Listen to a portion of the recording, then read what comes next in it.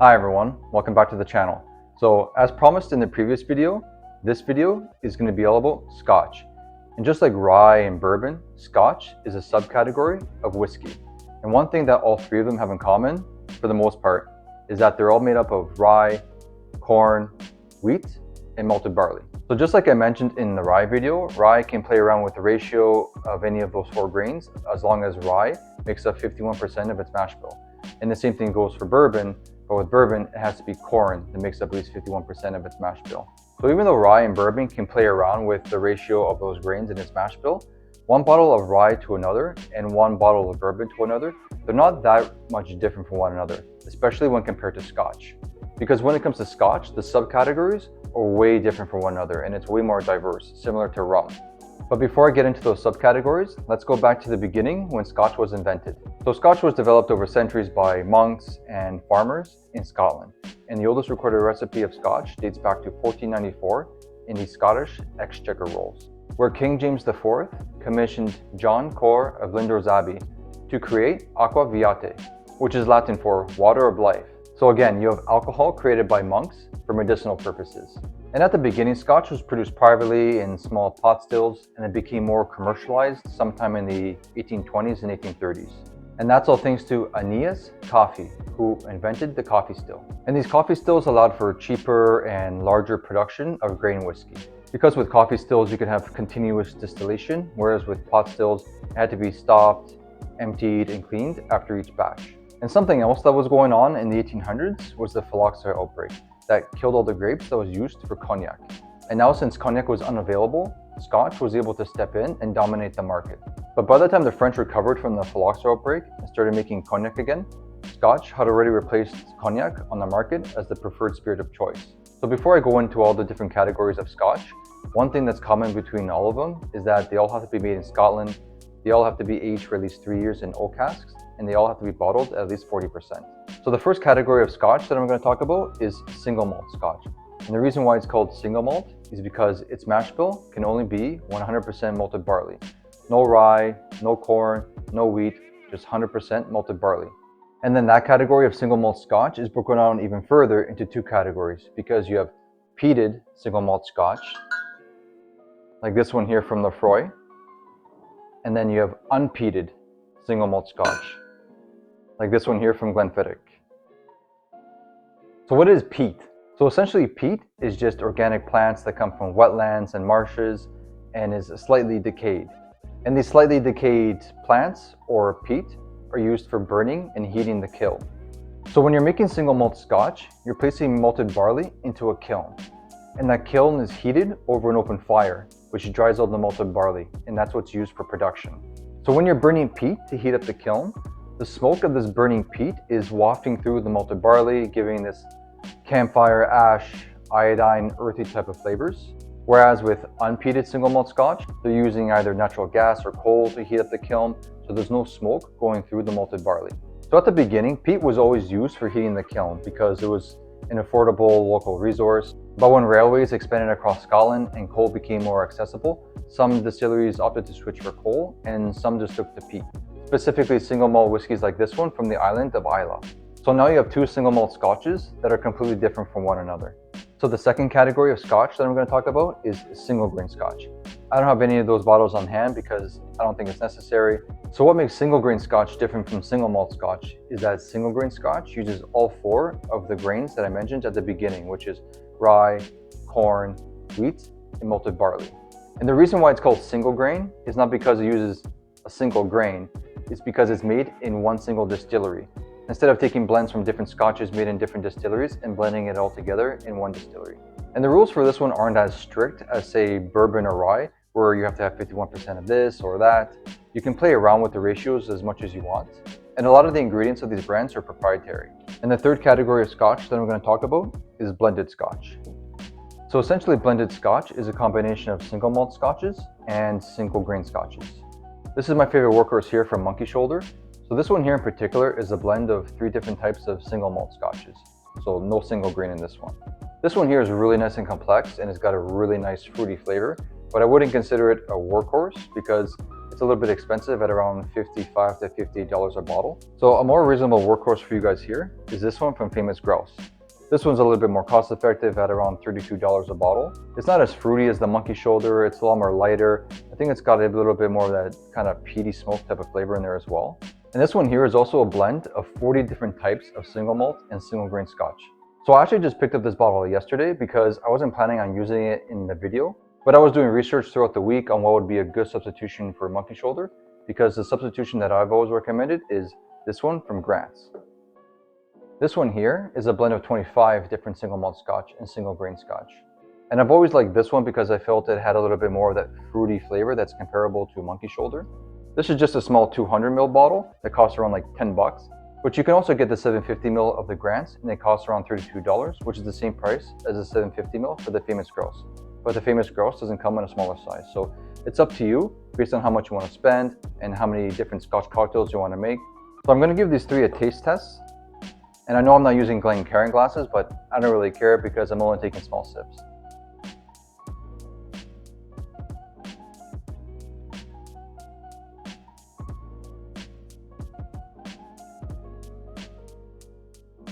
First, I'll start off with the Monkey Shoulder. Yeah, this one here is really nice and aromatic. It's caramelly and nice and fruity. But actually, when you drink it, it definitely tastes very malty. Cleanse the palate. Now the Famous Grouse. Yeah, it's kind of different. It's still kind of caramelly, but it's not as fruity as the Monkey Shoulder.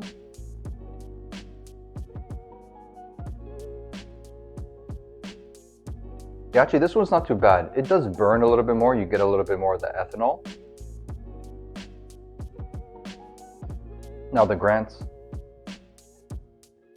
Yeah, it's not as caramelly as the Monkey Shoulder, but it does have some of that fruitiness that the Famous Grouse doesn't.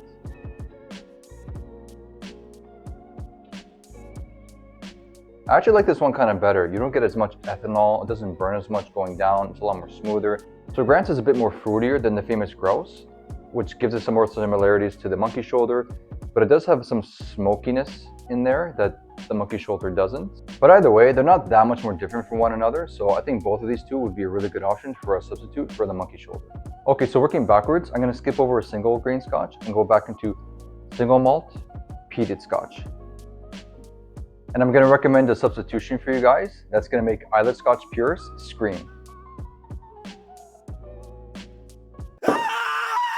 Alright, so bear with me here. I'm not here just to show off my alcohol collection. I'm here to help you get into cocktails in a cost-effective way, because getting into cocktails can be really expensive. This bottle of Lafroy 10 costs anywhere from $80 to $90, and I don't expect every one of you who's watching this video to run out and get an $80 to $90 bottle of Scotch. So going back to the blended Scotch for a moment, you have some more expensive options and you have some more cheaper options. With the single malt peated Scotches, there are no cheaper options. They're all expensive. So this Johnnie Walker Red Label actually happens to fall into the blended Scotch category, and it's made up of 35 different types of single grain Scotches and single malt Scotches. And some of those single malt Scotches are actually from a peated single malt Scotch. So even though this is a blended Scotch, it has a lot more of that smokier flavor that's closer to Lafroy than any of these other three options. So that's number one.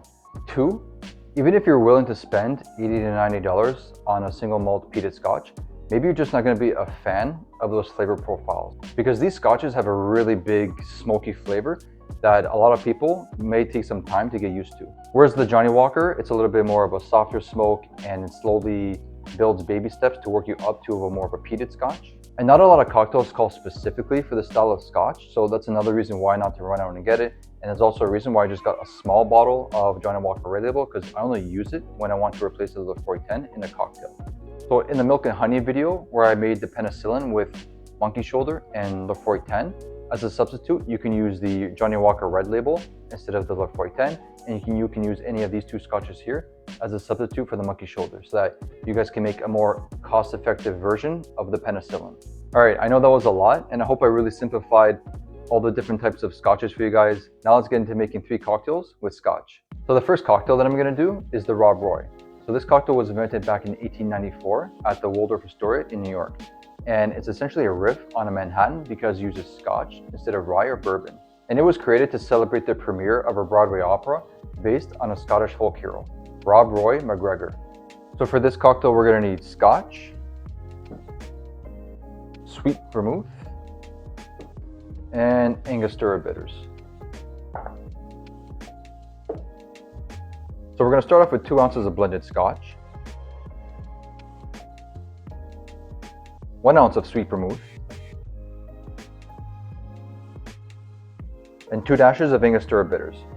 Add ice.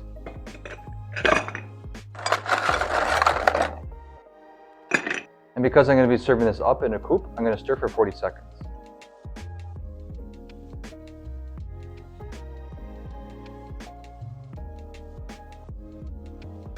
Strain into a chilled coupe.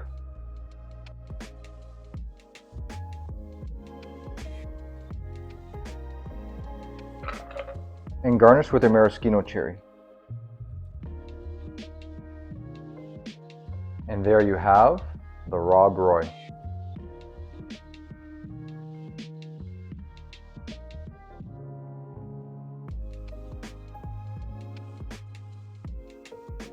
Cheers.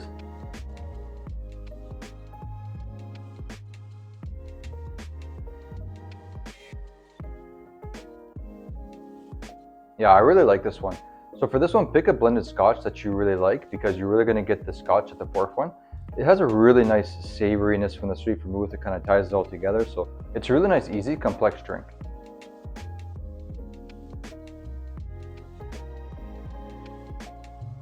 So the next cocktail that I'm going to do is the Affinity. So this cocktail was first seen in print in 1907 in the New York Sun and the Washington Post. The original creator of this drink is unknown, but it was created to be the new drink of Broadway. So for this cocktail, all the ingredients are going to be the same. We're just going to add in dry vermouth.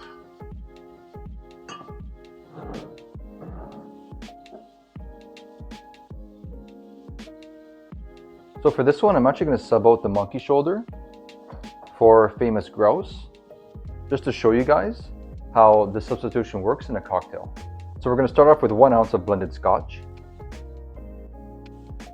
1 ounce of Sweet Vermouth, 1 ounce of Dry Vermouth, and 1 dash of Angostura bitters. Add ice.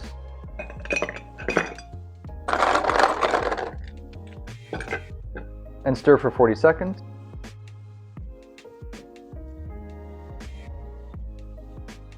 Strain into a Nick and Nora glass.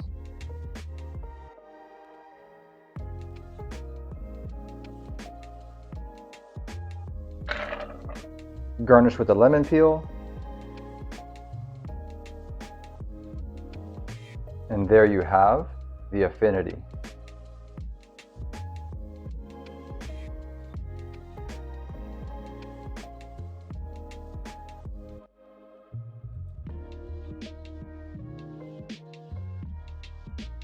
Cheers.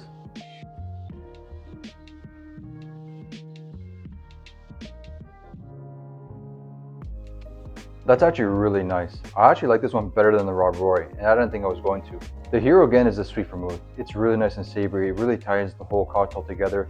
The famous grouse, it works really well in the cocktail. You get some of the maltiness from it. Yeah, you should definitely give this cocktail a try with famous grouse.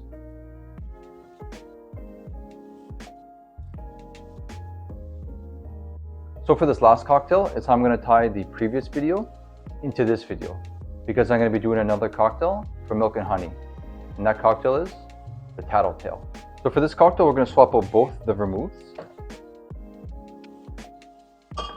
bring in Islay Scotch, and honey syrup. And the original base Scotch for this cocktail called for a Highland Scotch, which is any type of single malt Scotch, but it can either be peated or unpeated. So for this one, instead of using the famous grouse, I'm going to sub in the Grants just to see how it'll do in the cocktail. And to sub out the Islay Scotch, I'm going to use the Johnnie Walker Red Label. So we're going to start off with 1 1/4 ounce of blended Scotch, 3/4 ounce of Johnnie Walker Red Label to replace the Islay Scotch, 1 bar spoon of honey syrup, and 3 dashes of Angostura bitters. Add ice. And because I'm going to be serving this over a large ice cube, I'm only going to stir for 20 seconds.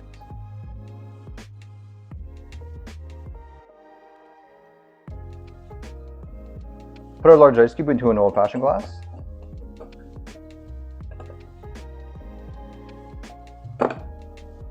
And strain.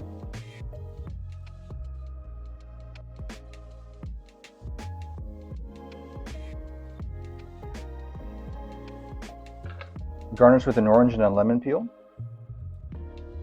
And there you have the Tattletale.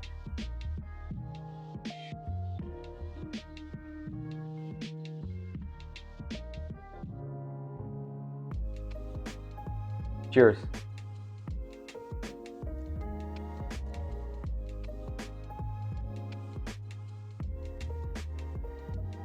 Yeah, this one's very different from the other two. I'm not really getting the blended scotch as much. It's the Johnnie Walker Red Label that's really punching through and taking over the cocktail. So you're really getting a lot of that big smoky flavor. So this is now the 4th cocktail that I've made from Milk and Honey. And it's also the 4th cocktail that has honey syrup. So the guys at Milk and Honey clearly know what they were doing, because honey syrup works so well in cocktails and is really underrated. And it's not just about the cost, but the Johnnie Walker Red Label is a really good substitution for the Islay Scotch, because you're still getting a lot of big smoky flavor in the cocktail.